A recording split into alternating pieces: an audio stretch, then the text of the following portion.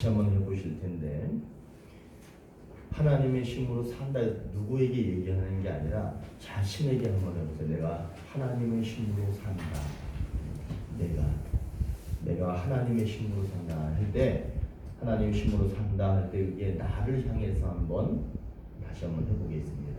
하나님의 힘으로 산다. 우리는 하나님의 힘으로 살고 있습니다. 하나님의 힘이 미치지 않는 곳이 없습니다. 우리는 하나님의 힘으로 반드시 살아야 됩니다. 우리 사람들이 사회생활을 하는데 학교에도 다니고 또 남자들은 군대에도 가고 또 사회에서 이런 사람들을 만났어요. 저도. 그런데 제가 그 사람들을 만나면서 그 많은 사람들 중에 내가 무엇을 봤느냐 하면 지갑 속에 부적을 가지고 다녀요. 학생들도 특별히 군인들도 그리고 직장 생활하는 사람들도 부적을 가지고 다니는 경우를 많이 봤습니다. 이것을 왜 가지고 다니냐라고 물어보니까 불행한 일이 생기거나 어려운 일이 생기거나 할 때 그것이 보호해 줄 것 같다는 거예요. 아마도 심리적으로 부족을 가지고 있으면 안정감은 가질 거예요. 분명히 그들이 마음에 안정은 있었을 겁니다. 저는 생각해 봤습니다. 그렇지만 전쟁이 일어났을 때, 흉년이 심하게 들었을 때 과연 부적이 그것을 막을 수 있을까? 질병에 심하게 걸리고 내가 죽음에 이르게 됐을 때에도 과연 그것이 막아줄 수 있을까?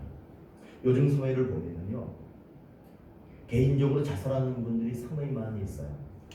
가슴 아픈 것은 막 4명, 5명 이렇게 가정을 이루고 있는데 그들이 그냥 동반 자살하는 경우들도 많이 있는 것을 봅니다. 과연 그것이 심리적인 안정을 찾았다라고, 심리적인 안정이 있다고 해서 해결될 수 있는 문제인가? 그런 생각을 해보게 됩니다. 여러분, 그런 것은 심리적인 안정으로 해결할 수 있는 것이 아닙니다. 뭔가 월등한 힘이 있어야 됩니다. 뭔가 나를 꽉 붙들어주는 그런 힘이 있어야 됩니다. 우리 가정을 꽉 붙들어주는 뭔가 남다른 힘이 있어야 됩니다. 특별히 신앙이 약하거나 아예 신앙이 없거나 하는 그런 분들을 붙들어주는 뭔가 강력한 힘이 있어야 됩니다. 특별히 죽음 앞에 섰을 때 붙들어주는 힘이 있어야 됩니다.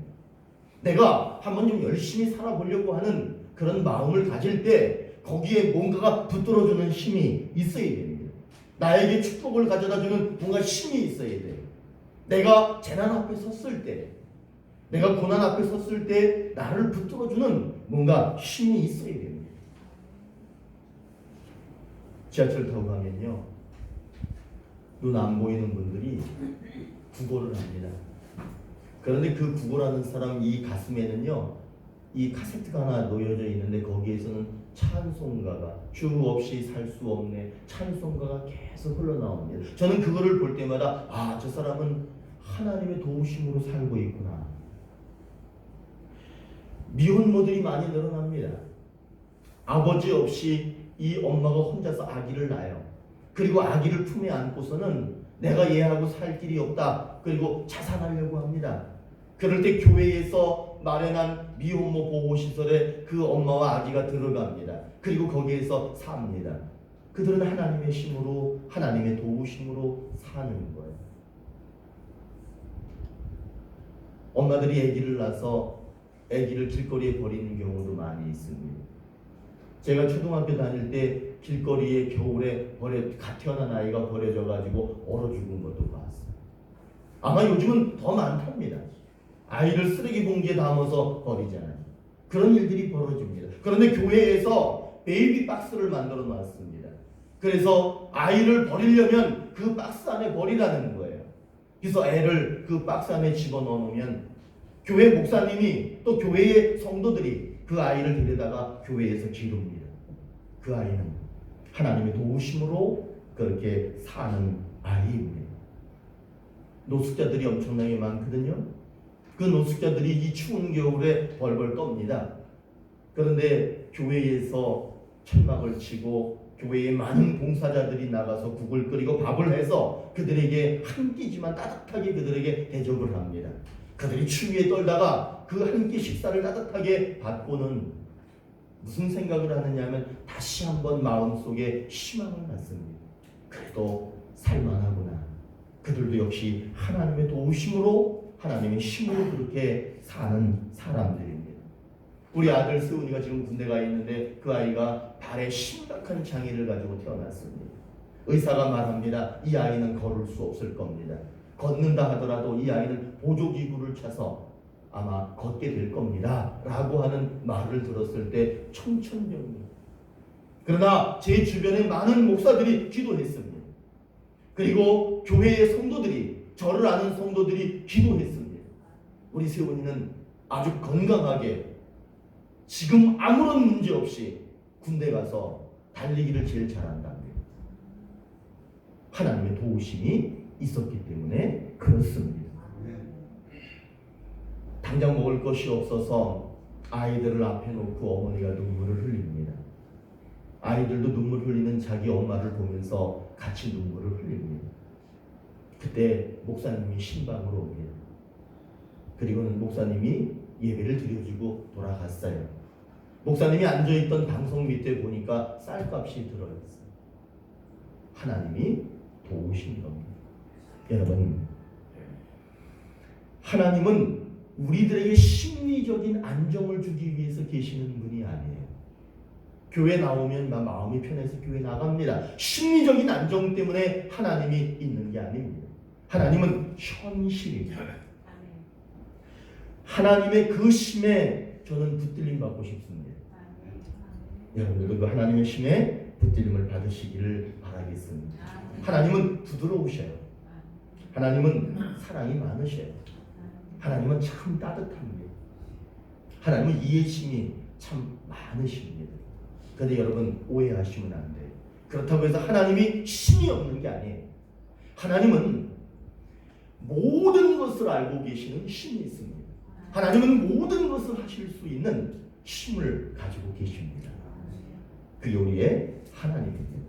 오늘 말씀에 보시면은요, 이 말씀은 하나님이 일방적으로 자기 얘기를 하는 게 아니라 예수님을 경험한, 예수님을 만났던 세례 요한이라고 하는 사람이 예수님으로부터 경험한 것을 자기가 얘기하는 거예요. 여러분, 우리들이 성경을 읽을 때 하나님을 대할 때 중요한 것이 뭐냐 하면 하나님이 나에게 강제적으로 하는 것처럼 하는 내용이 아니에요. 그 역사적으로 만났던 사람들, 하나님 만났던 사람들이 자신이 느꼈던 것을 얘기하는 거예요. 오늘 세례 요한이 요단강에서 세례를 주는데 도저히 나는 죄가 없다는 사람들이야. 절대로 회개하거나 뉘우칠 수 있는 그런 정신을 가진 사람들이 아니에요. 그들이 누구냐면 바리새인과 사두개인들이에요. 그들은 절대로 마음을 돌이키거나 회개하지 않습니다. 그런데 이상하게도 그들이 요단강에 나와서 세례를 받는데 그 세례는 무슨 세례냐 하면 한번 따라합니다. 회개의 세례. 여러분들 세례 받으셨습니다. 그 세례를 준 이유는 여러분들이 주님 앞에 나는 죄인입니다 라고 하는 것을 고백했기 때문에 받으시는 거예요. 이 사람들이 나는 죄인입니다 하고 나와서 세례를 받았어요. 근데 여러분, 이 사람들이 어떤 마음을 가졌을까? 나는 세례 받았으니까, 이제 예수 사람이 됐으니까, 나는 이제 구원 받았으니까, 나는 이제 괜찮다라는 안정감을 가졌을 거예요. 그런데 세례 요한이 그 세례를 다 주고 나서 뭐라고 얘기하냐면 아주 따끔한 한마디를 합니다. 그게 뭐냐 하면 회개의 세례를 받았느냐? 회개의 세례를 받았으면 회개에 합당한 열매를 맺으라, 이렇게 얘기합니다. 다시 얘기하면 내가 세례를 받았으니까 나는 됐다가 아니에요. 이제 앞으로 세례받은 사람으로 살아가게 될 텐데 그때에는 네가 회개했다는, 회개의 세례를 받았다는 모습, 증거를 보이면서 살아라, 이렇게 얘기합니다. 그런데 거기서 또 끝나는 게 아니야. 그리고는 뭐라고 얘기하냐 하면 뭔가 다른 얘기를 하는데, 회개의 세례를 받고 회개에 합당한 열매를 맺으면서 그렇게 살면 너희에게 성령이 임할 것이다. 다시 얘기하면 이제는 너희가 너희 힘으로 살아가는 게 아니라 하나님의 힘으로 살아가게 될 것이다, 이렇게 말하고 있습니다. 그렇기 때문에 우리들은 여기서 중요한 거예요. 세례받고 또 세례받은 모습으로 살아가는 거, 이런 건 우리들이 하는 거지만 그 이후에는 하나님의 힘으로 살아가게 된다라는 것을 말해주고 있는 거예요. 그러면서 이렇게 얘기합니다. 너희들은 이제 쭉정이의 삶이 아니라 알복의 삶이 될 것이다. 쭉정이의 삶으로 사는 신앙인이 아니라 알복 같은 그런 삶을 살게 될 것이다. 하나님 나라의 백성이 될 것이다. 그렇게 세례 요한이 말합니다. 세례 요한의 얘기는 이겁니다. 여러분들은 세상을 살아갈 때 여러분의 힘으로만 살아갈 수 없습니다. 반드시 성령님, 반드시 하나님이 주시는 하나님의 힘으로 살아갈 수밖에 없습니다. 이렇게 말하고 있는 겁니다. 나의 힘이 되신 여호와여, 내가 주를 사랑하나이다. 다윗의 고백입니다. 다윗은 전쟁터에서 가장 용맹한 사람입니다. 다윗은 전쟁했다 그러면 이깁니다. 전쟁터에서는 다윗만큼 훌륭한 사람이 없습니다. 그리고 그는 나라의 왕입니다. 그런데 그가 이렇게 고백합니다. 나의 힘이 되신 여호와여, 내가 주님을 사랑합니다. 오늘 아침에 눈을 떴어요. 그때 저는 생각합니다. 하나님의 힘이 내게 있기 때문에 내가 눈을 떴다는 거예요. 직장에 나가고 농사를 지을 때에도 여러분 하나님의 힘이 필요합니다. 어려운 시험을 치를 때에도, 그 어려운 시험에 합격할 때에도 하나님의 힘이 필요합니다. 밥 숟가락을 들어서 밥 한 숟갈을 떠서 내 입속에 넣고 내가 그것을 씹습니다. 그리고 그것을 삼키고 그것이 내 몸 안에 소화가 됩니다. 여러분 거기에도 하나님의 힘이 필요합니다. 어머니의 뱃속에 아이가 잉태되고 그 아이가 출산할 때까지 하나님의 힘이 필요합니다. 내 자식들이 저 멀리 떨어져 살고 있습니다. 거기에도 하나님의 힘이 필요합니다.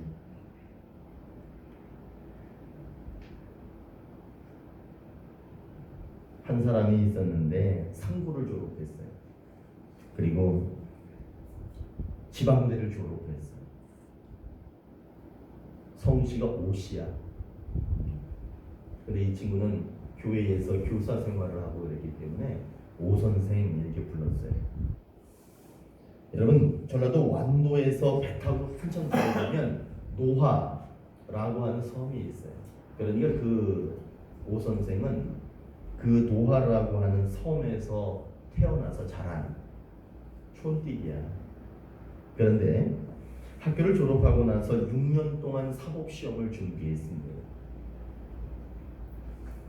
6년 동안 했으니까 몇 번 보고 몇 번 떨어지고 그러는 거예요. 그런데 6년 만에 1차 시험에 아주 우수한 성적으로 합격을 한 거예요.